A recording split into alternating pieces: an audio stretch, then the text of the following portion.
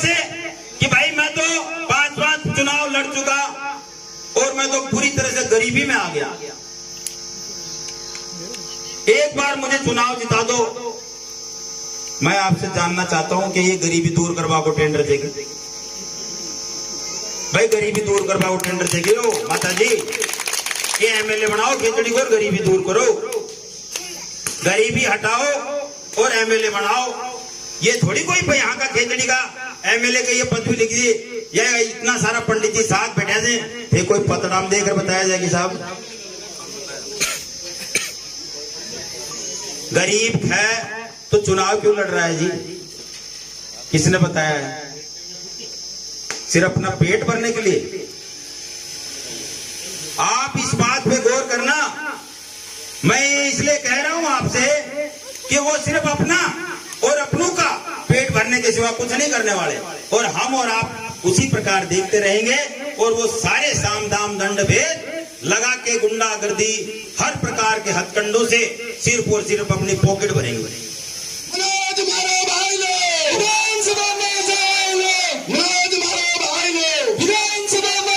Poster के ऊपर आप पोस्टर लगा रहे हो, बोरिंग के ऊपर बोरिंग क्यों नहीं करवाते आप? पीड़ित शोषित की मदद क्यों नहीं करते आप? बोलवा और नीचे सोवा मैंने सकड़ भीड़ कांटा भरते खूब दवार बोलना जाओ, झूठी तो बोलने से काम तो कुछ करना को नहीं।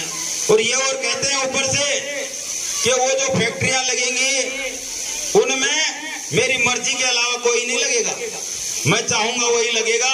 ये सुन लेना आप लोग। अब यहाँ पता नहीं वो है कि नहीं जाखड़ साहब, पर वहां तो उनको बराबर बोला जा रहा था कि जाखड़ा नोट कर लेना इस बात को, मेरी मर्जी की ना कोई नहीं लगेगा। ऐसा कभी हुआ है? किसी फैक्ट्री मालिक ने किसी राजनेता की मर्जी से कोई कर्मचारी लगाया है या लगा सकता है या किसी को हटा सकता है? लोग मुझे बताएंगे कि आज उस केसीसी हॉस्पिटल में कोई इलाज हो सकता है? वहां मात्र 2 मलेरिया की गोली आपको मिल सकती है, इसके अलावा उस केसीसी हॉस्पिटल में कुछ भी नहीं है। धूल फांक रहा है वो हॉस्पिटल। हम खेतड़ी के वासी किधर जा रहे हैं आप विचार करो। दुनिया तो चांद की तरफ जा रही है, और जो सन 1987 के अंदर जो हॉस्पिटल आधुनिक सुविधाओं से लैस था, हमारा क्षेत्र उल्टा चला गया। उस हॉस्पिटल को जो पेशे से डॉक्टर आदमी है, जो पेशे से डॉक्टर है और चिकित्सा मंत्री है, रहते हुए उस हॉस्पिटल को बर्बाद कर दिया। क्या काम कराएंगे आप? उनकी करनी और कथनी का फर्क देखिए। आपके बीच में आके मैं झूठ बोल जाऊं और आपको वादे कर जाऊं, क्या इसीलिए आप मुझे वोट देंगे? या मुझे घूम के कांकरिया में नहीं आना है?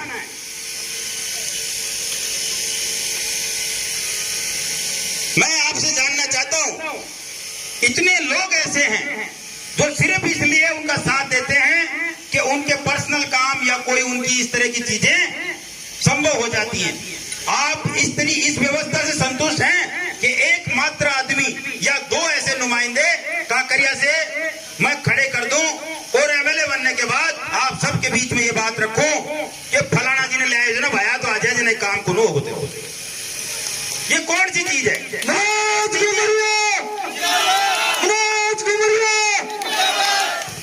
आपने वोट नहीं दिया या आपके वोट की कीमत नहीं है, फिर हम किसी दूसरे भाई का सहारा क्यों लें? हो सकता है घर परिवार में गांव में आपसी मनमुटाव हो, नहीं दिया।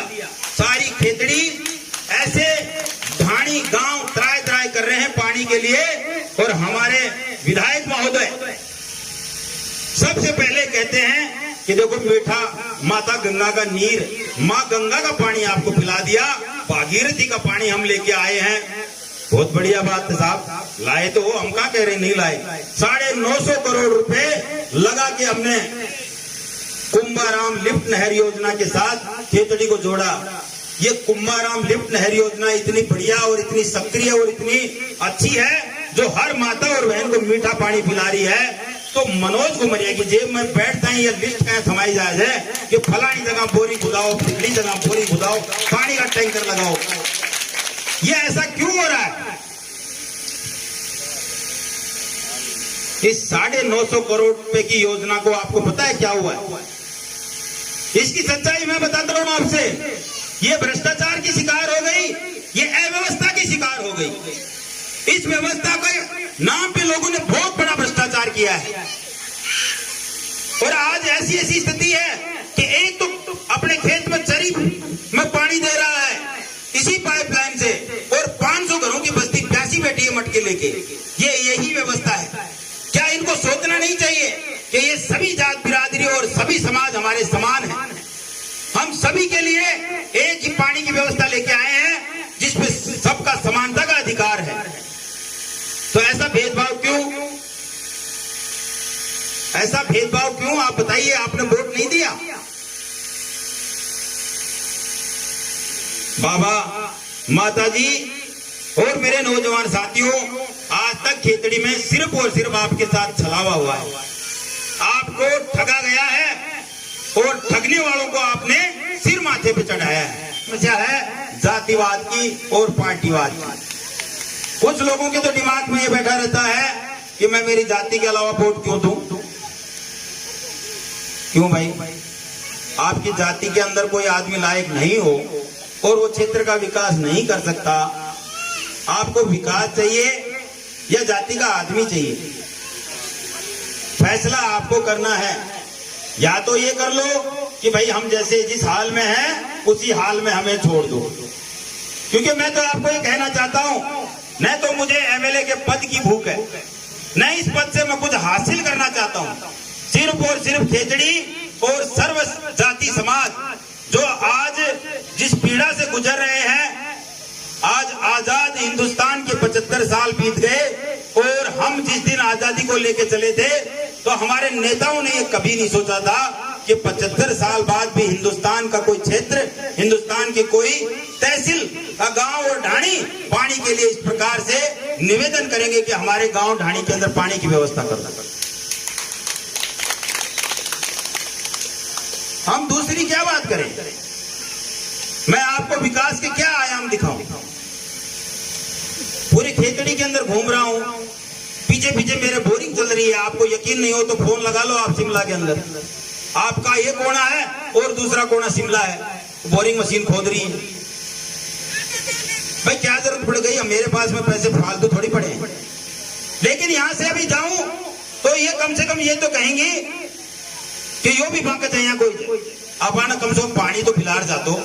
इतनी देर से इन्हें सुन रहा जा, बैंड बाजा से लाया जा, गाजा बाजा से लाया जा, और काम तो चलो देखी जाएगी, बना को जनक कर दीजिए भाई, पर आए जो तो पानी तो पिला जाए यार। आज मन 30 लाग रही और थाना में घूमने पानी पिलाओ थे मनाया होगा कि डट जा अभी परसों जना अमृत लेर आ रहे हो, परसों तो प्राण निकल जाएगा। पानी तो आएगी चीज है, चाहे आपका बजट आ जाए चाहे और कोई साधन काम में लेने हो, कुल मिला के एक ही सोच है।